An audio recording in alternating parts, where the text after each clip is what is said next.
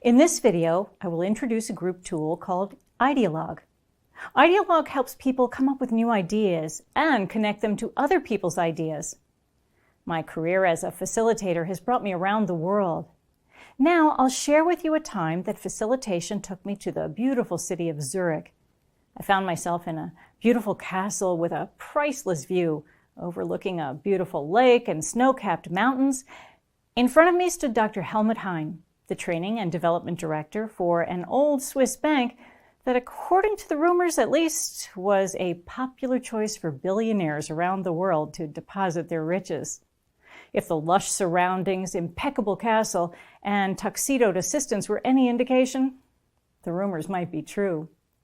Helmut was facing a difficult challenge, which he explained to me. We have a fantastic team of secretaries. Many of them have been with the bank for over 20 years. These are men and women who are highly educated. Many of them are capable of speaking 4 or 5 languages. They are a kind of secret force running the bank behind the scenes. They are in contact with our clients more than most bank employees, and they have developed brilliant working practices over the years. I want other departments to learn from our team of secretaries. Can you facilitate a session where their best practices can be shared? I agreed with Helmut that the secretaries were a valuable resource and they needed to be utilized more. But I was not sold on the sharing aspect that he wanted. Sharing is boring. I decided to build the session around stealing instead. A week later, I found myself once again in the picturesque castle overlooking Lake Zurich. I was in front of a group of sharply dressed men and women, the group of bank secretaries. I began the workshop by focusing and energizing the group. Then I asked everyone to list their best practices on a piece of paper. Miss Heidi Tyler, who had the official title of Senior Executive Assistant, but held the knowledge and influence of a high-level executive, asked, "What do you mean by best practices?" I had an example ready to answer her question. Do you see this tape in my hand? Before I use it, I always tear off a small piece and roll it into a circle so that the sticky side is facing out. This way, I can attach the tape to the back of the paper and hang things by pressing it against the wall. When I do this, the things I hang up look neat and are likely to be left up longer than something hung up messily with large pieces of tape.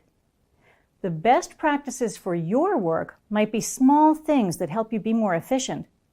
They might even be a bit trivial, like my example of how to use tape. After 5 minutes, I asked everyone to get up and form groups of 3. Now your job is to collect the best ideas on your own pieces of paper. I want you to steal with pride. Share your ideas, listen to what others have to say, and then create even better ideas. If you hear something you like, write it down and make it your own. "Well, what if we don't like any of the ideas we hear?" asked one of the secretaries. Just ignore them. You have 25 minutes and you can begin now. People began talking and enthusiastically stealing ideas from each other. Twice I rearranged the groups and moved people around to form new groups to begin a new round of stealing with pride. Eventually, it was time to choose the best practices. In your current groups of 3, choose the best working practices. Write them down on a piece of paper and then tape them to the wall. There's no limit on how many you can choose, but remember that not every working practice can be considered one of the best.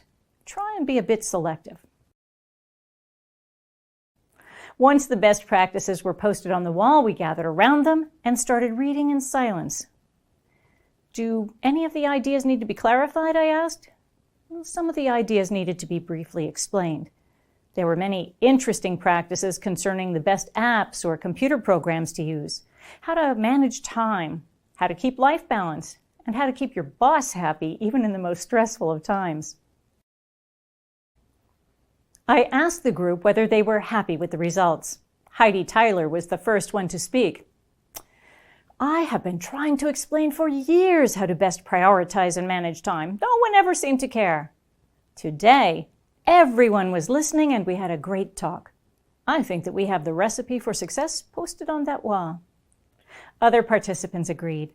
And we finished the workshop by congratulating ourselves on a job well done. Idealogue method is backed by little secrets that help create enthusiastic conversations and alignment around the best ideas. First, the method is driven by individualism. When you are told to collect the best ideas on your own piece of paper for yourself, you have a clear task. Second, in order to steal the best ideas, you need to take the time to understand them first. You can't pretend to listen or zone out. You need to consider the thinking behind the idea and how it fits within the larger context. Third, Idealogue has people working in groups of 3. This is an ideal group size for discussions. In pairs, the dynamics don't always work, as one person can dominate the conversation. And groups of 4 are large enough where introverts can begin to hide and keep quiet.